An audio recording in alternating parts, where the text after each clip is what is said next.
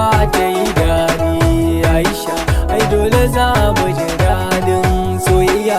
Masu ruwa da tsaki sai sun bar mu, dole a yi mana fatan alkhairi.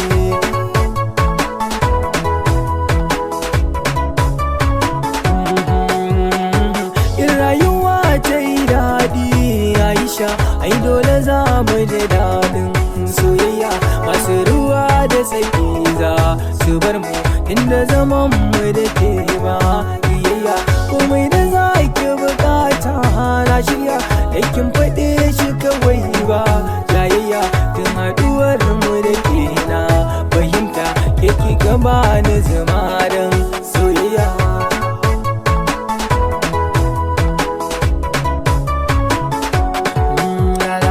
Masoyiya ta hawaina kike, kin bar ni nan sai kewa nake.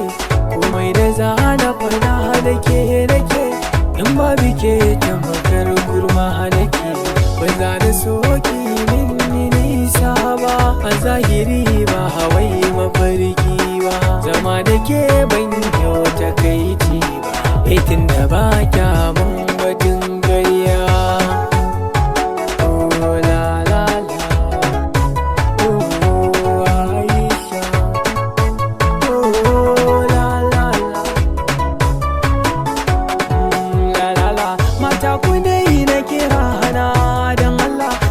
Na samu budurwa mai tsafta, ku karkata da idanu ku ganta, tana da kyau Aisha lakabinta.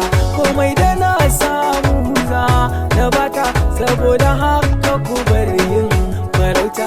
Tarkonta na fada ba ku buta, saboda ta yi mini dukkan soyayya.